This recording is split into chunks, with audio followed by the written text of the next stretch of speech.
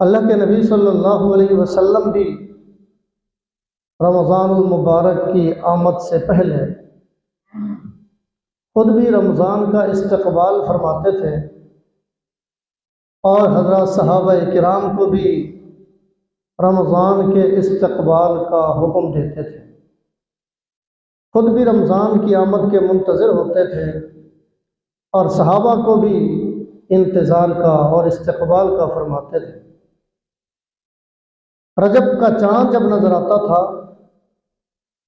اللہ کے نبی صلی اللہ علیہ وسلم تب سے رمضان المبارک کے اشتیاق میں لگ جاتے تھے اور شعبان المعظم کے مہینے میں کثرت سے روزے رکھ کر رمضان المبارک کا استقبال فرماتے۔ اور جب رمضان کی آمد سے کچھ دن رہ جاتے، کچھ گھڑیاں رہ جاتی، تو آپ صلی اللہ علیہ وسلم حضرات صحابہ کرام کو ایک خطبہ دیا کرتے تھے اور اس خطبہ میں رمضان المبارک کے مہینے کی فضیلت، اس کی عظمت، اس کی حرمت اور اس مہینے کے اندر جو اعمال کرنے ہیں ان اعمال کی اہمیت، ان اعمال پر اجر و ثواب بیان فرماتے تھے۔ چنانچہ ایک حدیث میں اس کی تفصیل بیان ہوئی ہے۔ حضرت سلمان فارسی رضی اللہ تعالی عنہ صحابی رسول ہیں، وہ فرماتے ہیں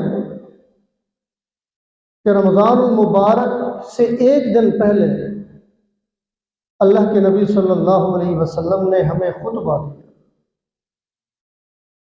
اور اس خطبے میں بڑی تفصیل سے رمضان المبارک کی فضیلت، عظمت، اس کی اہمیت بیان فرمائی اور رمضان المبارک کے مہینے کا تعارف کروایا کہ یہ آنے والا مہینہ کن کن عظمتوں کا حامل ہے اور کن کن برکتوں کا حامل ہے۔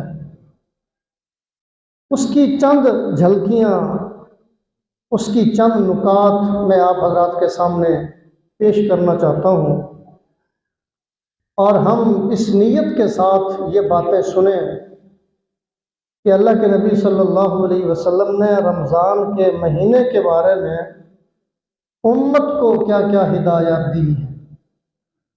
یہ ہدایات ہم سب کے لیے ہیں اور ہمارے عمل کے لیے ہیں، ہماری نجات کے لیے ہیں، ہماری بخشش کے لیے ہیں۔ عمل کے ارادے سے ہم ان باتوں کو سنیں اور اس پر اللہ سے عمل کی توفیق بھی مانگیں اور پھر ان باتوں پر عمل بھی کریں۔ حضرت سلمان فارسی فرماتے ہیں کہ نبی مہربان صلی اللہ علیہ وسلم نے فرمایا کہ اے لوگو، یا ایھا الناس، اے لوگو، ایک مہینہ تم پر سایہ فگن ہے۔ وہ کون سا مہینہ ہے؟ کیسا مہینہ ہے؟ فرمایا کہ وہ عظمت والا مہینہ ہے، وہ برکت والا مہینہ ہے، وہ اللہ کی رحمت والا مہینہ ہے۔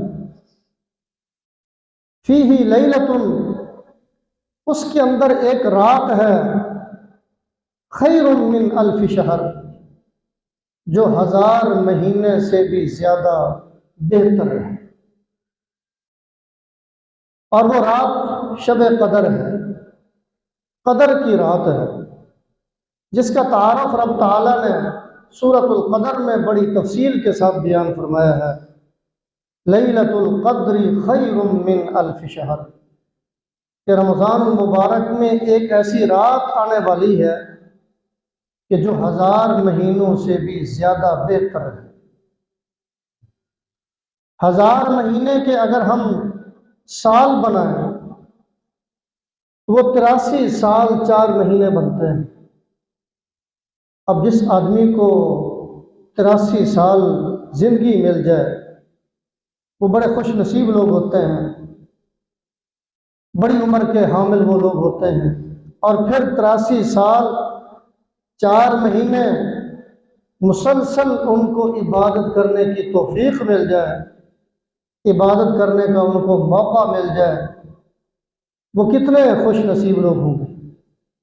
اول تو اتنی عمر سب کو نہیں ملتی، اتنی زندگی سب کو نہیں ملتی، بہت کم لوگوں کو ملتی ہے، اور پھر اس زندگی کے ایک ایک لمحے کو وہ قیمتی بنا سکیں، ایک ایک لمحے کو وہ عبادت کے ساتھ مزین کر سکیں، اپنے رب کو راضی کر سکیں، وہ بھی بہت کم لوگ ہوتے ہیں۔ لیکن بہرحال اللہ کے مقرب لوگ ہر زمانے میں ہوتے ہیں، اللہ کے ولی ہر زمانے میں ہوتے ہیں، اللہ کی نیک ہستیاں ہر زمانے میں ہوتی ہیں۔ تو 83 سال 4 مہینے جن لوگوں کو عبادت کی توفیق مل جاتی ہے، اللہ کے نبی صلی اللہ علیہ وسلم نے فرمایا کہ صرف شب قدر کی عبادت کرنے والے کو اس سے زیادہ ثواب ملتا ہے، اس سے زیادہ اجر ملتا ہے۔ پہلے زمانے کے لوگوں کی عمریں بڑی طویل ہوتی تھیں، لمبی عمریں ہوتی تھیں، اور خود حضرت نوح علیہ السلام کی عمر کا ذکر قرآن پاک میں بھی ہے۔ 950 سال اللہ رب العزت نے ان کو زندگی عمر عطا فرمائی۔ اس زمانے کے آس پاس جتنے لوگ ہوتے تھے لمبی زندگی والے ہوتے تھے۔ جب صحابہ کرام کے سامنے پہلے لوگوں کا تذکرہ آیا، ان کی عبادت کا تذکرہ آیا، ان کی نیکیوں کا ذکر آیا کہ اللہ نے ان کو بڑی بڑی لمبی لمبی زندگی عطا فرمائی اور ان کو زیادہ زیادہ عبادت کرنے کا موقع ملا، تو حضرت صحابہ کے دل میں حسرت پیدا ہوئی کہ ہماری عمریں تو چھوٹی، ہماری عمریں تو مختصر ہیں، ہم تو اتنا زیادہ اللہ کی عبادت نہیں کر سکتے، ہمیں تو اتنا زیادہ اللہ کی عبادت کرنے کا موقع نہیں مل سکے گا کیونکہ ہماری عمریں تھوڑی ہیں۔ اس پر اللہ رب العزت نے فرمایا کہ اے میرے پیارے نبی کی امت کے لوگوں، میں تمہیں ایک ایسی عظمت والی برکت والی رات دے رہا ہوں کہ اس ایک رات میں اگر تم عبادت کرو گے تو 83 سال 4 مہینوں کی عبادت سے بھی زیادہ تمہیں اجر اور ثواب مل جائے گا۔ تو فرمایا کہ یہ وہ مہینہ ہے کہ جس میں رب تعالیٰ نے یہ عظمت میری رات امت کو عطا فرمائی ہے۔ پھر فرمایا کہ اے لوگوں، اس مہینے کے دنوں میں اللہ تبارک و تعالیٰ نے روزے کو فرض قرار دیا ہے اور رات کی عبادت کو نفل قرار دیا ہے۔ دن کو روزہ رکھا جائے وہ فرض ہے، اور رات کو نماز تراویح ادا کی جائے، نفلی عبادت کی جائے۔ فرمایا کہ وہ نفلی عبادت ہے، اللہ نے فرض پر بھی تمہیں اجر دینا ہے اور نفلی عبادت پر بھی تمہیں اجر و ثواب عطا فرمانا ہے۔ تو دن کو روزے رکھیں گے، رات کو نفلی عبادت کریں گے، نماز تراویح ادا کریں گے، اللہ تبارک و تعالیٰ ان 2 عبادتوں کی وجہ سے ہماری بخشش کے فیصلے فرما دیں گے۔ رمضان المبارک کے روزے کی کیا اہمیت ہے، روزے کی کیا عظمت ہے، روزے پر اللہ نے کتنا اجر اور کتنا ثواب رکھا ہے۔ حضرت ابو ہریرہ رضی اللہ تعالیٰ عنہ فرماتے ہیں کہ من صام رمضان ایمانا واحتسابا غفر له ما تقدم من ذنبه، جو آدمی ثواب کی نیت سے اللہ کی خوشنودی کی خاطر اللہ کو خوش کرنے کے لیے رمضان کا روزہ رکھے گا، رب تعالیٰ اس کے اگلے پچھلے تمام گناہوں کو معاف فرما دے۔ اور فرمایا کہ جو شخص رات کو قیام اللیل ادا کرے گا، رمضان کی راتوں کو زندہ کرے گا، رمضان کی راتوں میں عبادت کرے گا، عبادت کر کے رب کو راضی کرے گا، غفر له ما تقدم من ذنبه، رب تعالیٰ اس کے بھی اگلے پچھلے تمام گناہوں کو معاف فرماتا ہے۔ اور ایک اور حدیث میں اللہ کے نبی صلی اللہ علیہ وسلم نے فرمایا کہ رب تعالیٰ نے جنت کے اندر ایک دروازہ رکھا ہے، اس دروازے کا نام ہے باب الریان۔ باب الریان، ریان کا معنی ہوتا ہے سیرابی کرنے والے، سیراب ہونے والے۔ جب آدمی بھوکا ہو، پیاسا ہو، اس کو کھانے کو مل جائے، پینے کو مل جائے، وہ خوب سیر ہو کر کھاتا بھی ہے، پیتا ہے، وہ سیراب ہوتا ہے۔ اللہ رب العزت نے جنت میں باب الریان ایک رکھا ہے۔ یہ وہ باب ہے، یہ وہ دروازہ ہے کہ جس دروازے پر پکارا جائے گا، پکار ہوگی، بلانے والا بلا رہا ہوگا، اللہ کا منادی اعلان کر رہا ہوگا۔ اعلان کیا ہوگا؟ این الصائمون، روزے دار کہاں ہیں؟ روزہ رکھنے والے کہاں ہیں؟ روزہ رکھنے والے اس دروازے سے گزر کر جنت میں داخل ہو جائیں۔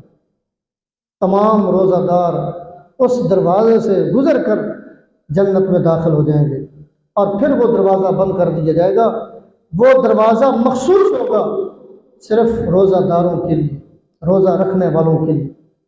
یہ ان کا اعزاز ہوگا، یہ ان کا استقبال ہوگا کہ اللہ تبارک و تعالیٰ نے ان کے لیے ایک مخصوص دروازہ مقرر کیا ہوا ہے روزہ داروں کے لیے۔ یہ بات ان کے اعزاز میں داخل ہے۔ اسی طرح اللہ کے نبی صلی اللہ علیہ وسلم نے فرمایا کہ جو شخص روزہ رکھتا ہے، اللہ فرماتے ہیں کہ انسان روزہ میرے لیے رکھتا ہے، وَأَنَا أَجْزِي بِهِ، اس کی جزا بھی میں اس کو خود دوں۔ اور اس حدیث کے لفظ کو وَأَنَا أُجْزَى بِهِ بھی پڑھا گیا ہے۔ اس کا مطلب یہ ہے کہ اللہ فرماتے ہیں الصوم لی، کہ روزہ میرے لیے ہوتا ہے، روزہ دار روزہ میرے لیے رکھتا ہے، اور اس کی جزا میں خود بن جاؤں گا۔ اللہ کی ذات اس کی جزا بن جائے گی، اللہ کی ذات اس کی جزا بن جائے گی۔ فرمایا کہ روزہ دار میرے لیے روزہ رکھتا ہے، میں خاص اپنی طرف سے اس کو فضل عطا کروں گا، اس کو انعام عطا کروں گا، بلکہ میں خود اس کے لیے سراپا جزا بن جاؤں گا، سراپا اجر بن جاؤں گا۔ یہ اللہ تبارک و تعالیٰ کی طرف سے روزہ دار کے لیے ایک انعام ہے۔ اس کی عظمت کو رب تعالیٰ بیان فرما رہے ہیں۔ یہ روزے کی عظمت ہے۔ اور پھر اللہ کے نبی صلی اللہ علیہ وسلم نے یہ بھی فرمایا کہ قیامت کے دن جب میدان محشر قائم ہوگا، حساب کتاب کے لیے لوگ جمع ہوں گے، وہاں روزہ بھی سفارش کرے گا اور قرآن بھی سفارش کرے گا۔ روزہ دار کے لیے سفارش کرے گا، قرآن پڑھنے والے کے حق میں سفارش کرے گا۔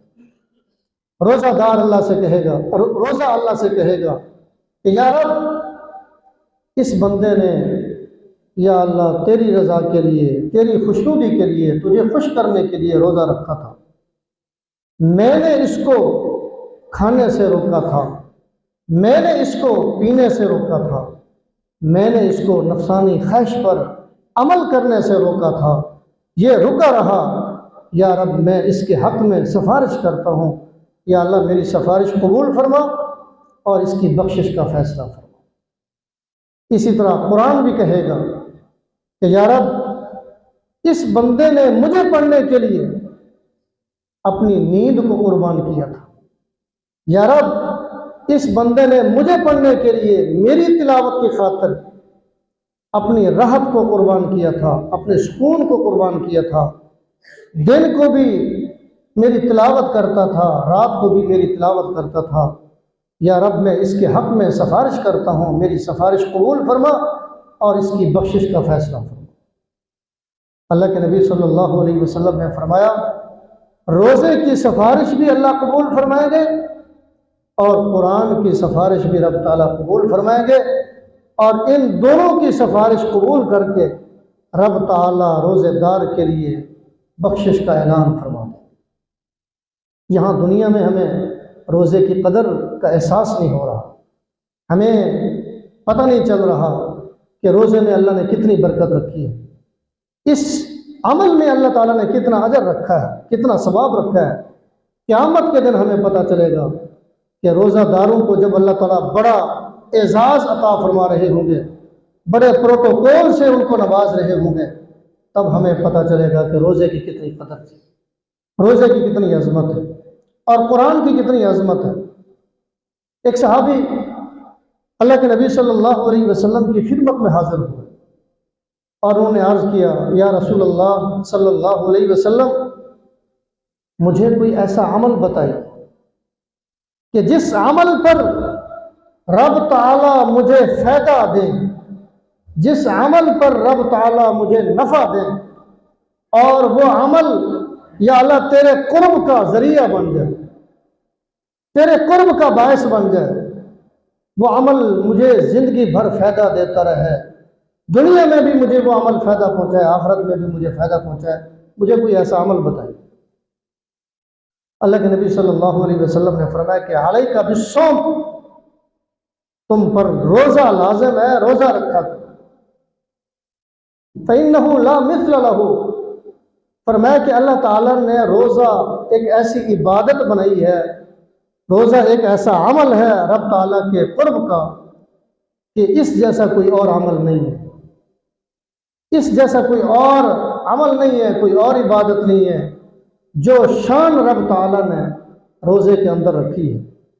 نماز ہم پڑھتے ہیں، ہماری نماز کو دیکھ کر لوگ ہمارے بارے میں سمجھتے ہیں کہ یہ نمازی ہے، نماز پڑھ رہا ہے۔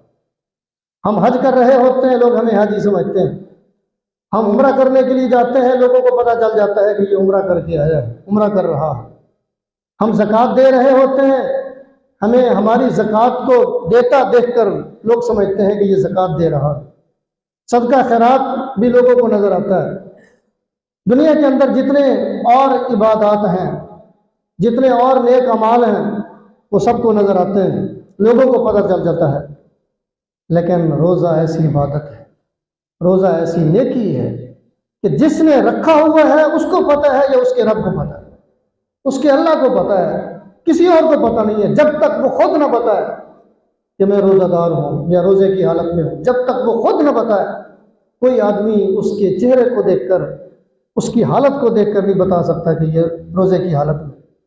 اس لیے یہ عمل خالص اللہ کے لیے ہوتا ہے، یہ عبادت خالص اللہ کے لیے ہوتی ہے۔ اس لیے اللہ تبارک و تعالیٰ نے اس کا اجر و ثواب بھی بہت رکھا ہے۔ پھر اللہ کے نبی صلی اللہ علیہ وسلم نے فرمایا کہ لوگوں، رب تعالیٰ نے اس مہینے کو صبر کا مہینہ قرار دیا ہے۔ یہ صبر کا مہینہ ہے۔ صبر کا مہینہ اس اعتبار سے بھی ہے کہ روزہ رکھنے کی صورت میں انسان کو کھانے سے رکنا پڑتا ہے، پینے سے رکنا پڑتا ہے، اسے صبر کرنا پڑتا ہے۔ اسے پیاس لگ رہی ہے لیکن پھر بھی وہ پانی نہیں پیتا، صبر کرتا ہے۔ اسے بھوک لگ رہی ہے، بھوک ستا رہی ہے، لیکن پھر بھی وہ صبر کرتا ہے۔ ایک تو صبر کا یہ مفہوم ہے، اور محدثین نے صبر کا دوسرا مفہوم بھی بیان کیا ہے۔ فرمایا کہ صبر کا ایک مفہوم یہ بھی ہے کہ رمضان المبارک ایسا مہینہ ہے کہ اس مہینے میں جو آدمی گناہوں سے بچ جاتا ہے، اپنے آپ کو گناہوں سے بچا لیتا ہے، وہ بہت بڑا صابر ہے۔ انسان کے دل میں گناہ کا تقاضا پیدا ہوتا ہے، گناہ کا داعیہ پیدا ہوتا ہے کہ میں یہ گناہ کر لوں، میں یہ گناہ کر لوں۔ فرمایا کہ جو گناہ سے رک جاتا ہے، گناہ سے اپنے آپ کو بچا لیتا ہے، وہ صبر کر رہا ہے، وہ اللہ کی نظر میں صابر ہے۔ پھر اللہ کے نبی صلی اللہ علیہ وسلم نے فرمایا کہ ہوا شہر المواسات، کہ یہ مہینہ مواسات کا مہینہ ہے، یہ مہینہ غمخواری کا مہینہ ہے، یہ مہینہ دکھ درد بانٹنے کا مہینہ ہے، یہ مہینہ دکھوں کے احساس کا مہینہ ہے۔ کسی اور کو بھوک لگی ہوئی ہو، میرا پیٹ بھرا ہوا ہو، مجھے نہیں پتہ چلے گا کہ بھوک کیا ہوتی ہے۔ کوئی پیاسا ہو اور میں پانی پی کر، ٹھنڈا میٹھا پانی پی کر آیا ہوں، مجھے نہیں پتہ چلے گا کہ پیاس کیا ہوتی ہے۔ پیاس کا احساس اسے ہوتا ہے جو خود پیاسا ہو، بھوک کا احساس اسے ہوتا ہے جو خود بھوکا ہو۔ روزے کی حالت میں انسان بھوک بھی برداشت کرتا ہے، پیاس بھی برداشت کرتا ہے، اسے احساس ہوتا ہے کہ یار بھوک کیا ہوتی ہے، اسے احساس ہوتا ہے کہ پیاس کیا ہوتی ہے۔